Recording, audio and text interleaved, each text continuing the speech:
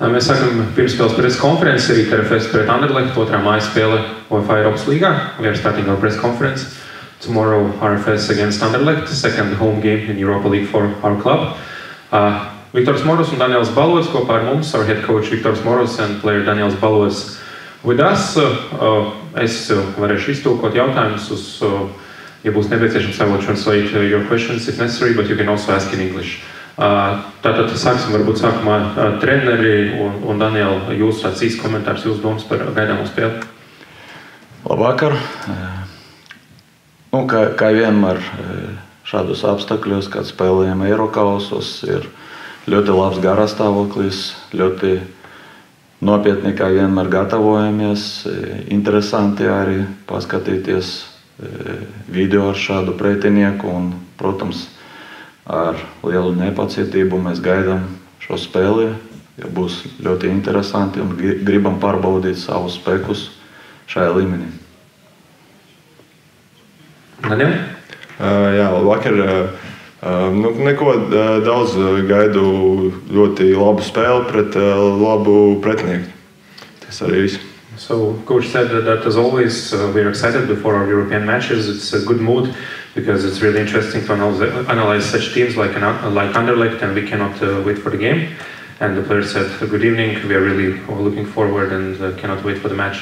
Like your time and time for your questions. Viktor teica, ka vienmēr pozitīvi var gatavoties šādām spēlēm, vai var teikt, ka tagad arī viss ir krietni pozitīvāk, jo uzdevumi čempionātā kausā ir izpildīti un var visas domas, visas idejas šeit jau likt galdā? Jā, protams, tā ir.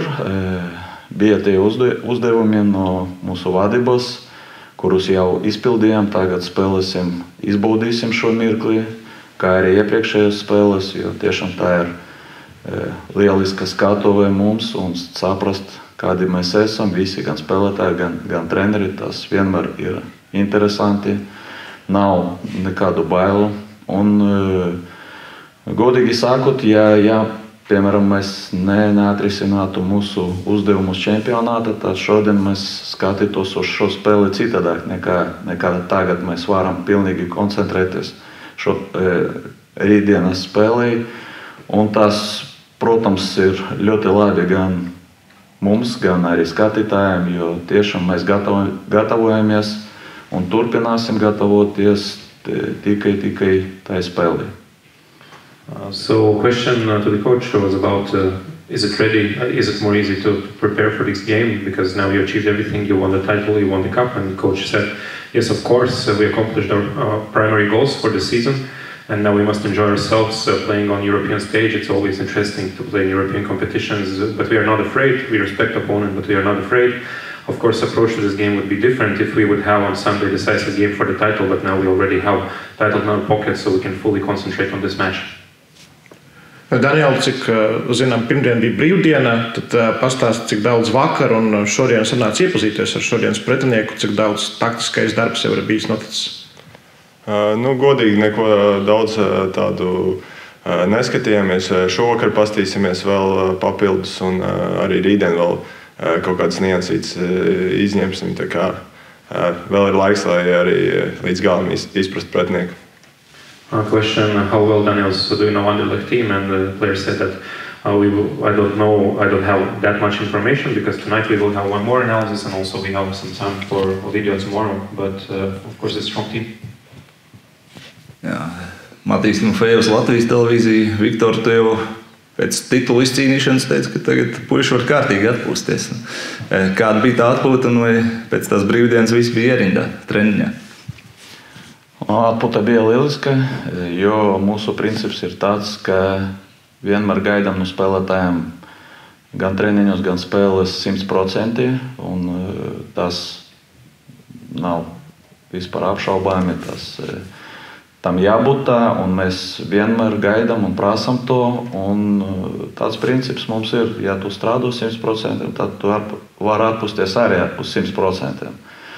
Jo tas ir arī ļoti svarīgi. Nevaram vienmēr būt tādā stresa situācijā, tāpēc es normāli uz to skatos, es pilnīgi saprotu spēlētājus, un es pilnīgi zinu, kā viņi gatavosies nākamajai spēlē. Tur nav šaubu, ka viņi būs gatavi. Un jau vakar mums bija treniņš.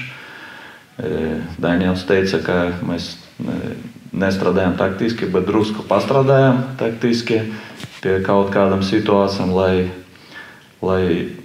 lai saprastu, kā mums reaģēt uz dažādām situācijām. Un, godīgi sakot, puiši bija gatavi, un es neieraudzīju neko tādu, ka viņi bija atslabināti vai nebija gatavi kaut kādam vingrinājumiem, kurus mēs piedāvājam. Coach, you said after a title-winning game on Sunday that now the guys can celebrate.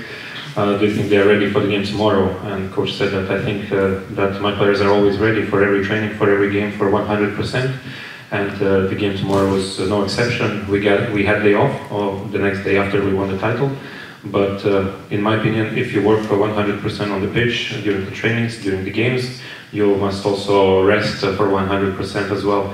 I understand the players, and I know how that they will approach tomorrow's game in the best possible manner. And I can say that yesterday we already had the training, and everybody was fully ready, everybody was fully focused, and they're really professionals. So everybody's ready for the game tomorrow. Jā, Daniela, ja matemātika man nemelo, tad rīt ir 52. spēle sezonā. Tev varētu arī būt ar 50. spēli. Kāds ir fiziskais un īpaši emocionālais nogurums, kad virslīgā un kausā viss ir izdarīts, cik liels ir nogurums tieši mentālajā ziņā? Jā, spēles ir varbūt bijušas daudz, bet grafiks mums nemainās. Mums ir bijušas 2 spēles katru nedēļu, pat 3 spēles. Un tāds pats grafiks arī turpinās, tagad arī 2 spēles. Un es domāju, ka mēs esam tādā ritmā, un tas lielas izmaiņas nemaina. Mēs esam pieraduši pie tā, un tā arī viss turpinās. Jā. Daniel, tomorrow we will have 52nd game of the season. I think it's a little bit more than that. How do you feel? Are you tired from the psychological aspect as well? And players said, yes, we really have a lot of games this season, but we are used to this calendar. We are used that we play 2 games per week, and I would say that we are really in a good moment and ready for the game tomorrow. Any more questions? Jā, uz treneru. Mēs atceriem spēles pret Hentu, kur RFS bija netālu avansu uz nākamajā rundā konferenču līgā. Un man ir jautājums, vai rīta spēlē pret Anderlecht būs līdzīgi līmenī, kā biju pret Hent. 21 un 22 sezonā konferenču līgā kvalifikācijā. Jā, mums ir pieredze jau spēlēt pret Beļģijas top komandu. Ļoti labi atceros tās spēles. Tiešām tās bija, ja ne pirmas, viena no pirmajām mūsu spēlēm Eirokausam, otrajā sezonā, bet nebijām vēl nobrieduši, un mums bija tā, ka mēs skatījāmies uz kaut ko neticām uz to pretinieku, arī gatavojamies ļoti nopietni, un tagad mēs skatāmies uz kaut ko līdzīgu. Pretinieks ir arī tik stiprs, kā tas bija spēle pret Gent. Un arī iepriekšējā spēle pret Beļģijas komandu mums parādīja, ka varam konkurēt un mēģināsim to izdarīt arī rīt. Bet salīdzināt es nevaru tās komandas, jo kopumā tā daudz laika jau pagāja no tā brīža. A question, Coach, you played against Gent a few years ago. Do you think that Gent is a similar level team comparing to Anderlecht? And Coach said, yes, we had this experience playing against a strong Belgian club. I remember those matches very well because those were one of the first games, big games on European stage for us. I know that Anderlecht is also an extremely strong team, but I would not like to compare them to Ghent because already a few years passed by and a lot of things changed. Okay. Question for both the coach and the player. You had good results against Galatasaray, not a good result, but a good game against Eintracht Frankfurt. Do you think that these teams maybe underestimated RFS, and do you think that Anderlecht could make the same mistake, or that because of these good results you had and good games you had, they will be warned and they will not make the same mistake as Galatasaray and Frankfurt?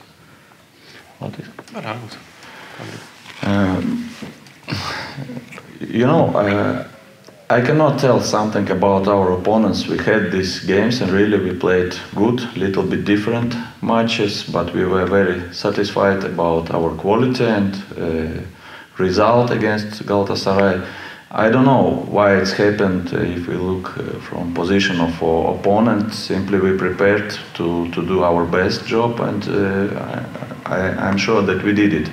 So the most important to think what you can do, but how would react opponent. Really, we didn't think before the match, and also after that. We did what about we spoke, and we are happy that really guys were ready to make everything on the pitch what we prepared tactically for them, and only from this position we can tell something about these matches. Kā tev vieglāk, kā tu gribi? Yeah, of course. I think they see our previous matches, and of course it's a different team. But I think they analyze, of course, how we play. So it's hard to say. We will see tomorrow. I cannot say anything more. Thank you. Vēl kādi jautājumi?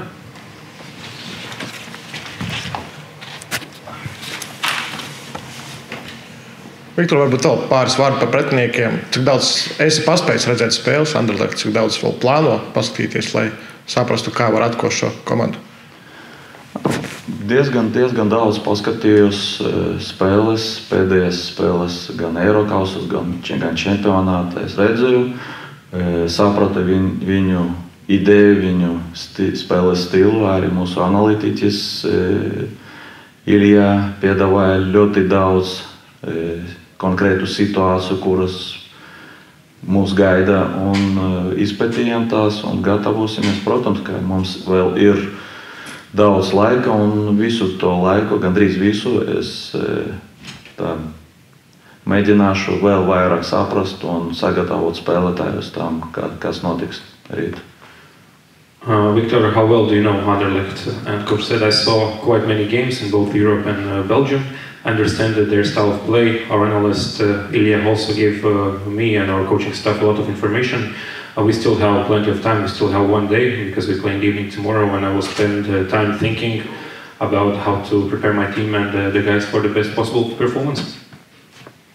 Daniel, par šo pārslēgšanos tikko bija spēle Liepājā, Vējš, tur pāris simts fanu. Kā tev ir šī pārslēgšanās uz spēlēm lielajā skatuvē? Protams, ka tā ir tāda papildus teiksim, motivācija, bet katra spēle ir ļoti līdzīga. Vai tu spēlē pret Grobiņu vai pret Anderlecht, tev ir tie paši uzdevumi, un uz tiem arī koncentrējos. Galvenais koncentrēties uz saviem uzdevumiem un izpildīt tos. Daniels, you had a couple of days back a game in Liepāja, huge win, not too many people in the stands. Can you compare the feeling to play that game and the game tomorrow? And players said it doesn't matter for me if I have a game against Latvian team, local league, or it's a game in Europe. Europe, we have always the same target, and we want to show the best possible qualities from our team. Trener Anderlecht uzvarējis visas 3 spēles Eiropas līgā. Savā čempionātā viņiem kā pa kalniem ir gājis. Kas ir šīs komandas tās stiprās puses? Te daudz es skatījies, ko tu izcelt, kas ir tās stiprās puses, ar ko būs jātiek galā. Mēs gaidām, ka pretinieks gribas spēlēt daudz ar bumbu. Viņi to arī dara. Viņiem ir tāda sistēma, kā viņi kārtībā. kā viņi mēģina attīstīt uzbrukumus. Mēs to redzam, sapratām, jo ir tāds spēles stils, vairāk uzbrukošs, vairāk kombinacionāls, ir lieliski uzbrucēji, ļoti ātri malī uzbrucēji. Mēs gaidām, ka viņi gribas izmantot tās zonas tuvāk mūsu sodalākumam, lai iekļūtu tur. Un kopumā ir arī tās puses it kā vājas, varbūt nav vājas, bet tās puses, kuras mēs varam izmantot, mēģināsim to darīt. Ieraudzījām tos, un kā es jau teicu, vēl ir viena diena, kaut ko varbūt vēl ieraudzīsim un mēģināsim izmantot. Coach, 3 games in Europe, Anderlecht won all of them, but they're not that good in local league. What are their main strengths? How do you think? I know and understand how they try to attack, how they play. They're an attacking team, in my opinion. They have good attacking players. They have very quick, fast players in the wings. They will try to use any spaces we will give them. So, of course, they have some weak points, but it will not be easy to use them, but we will try. And still, as I said, we have a little bit of time to think and improve some things.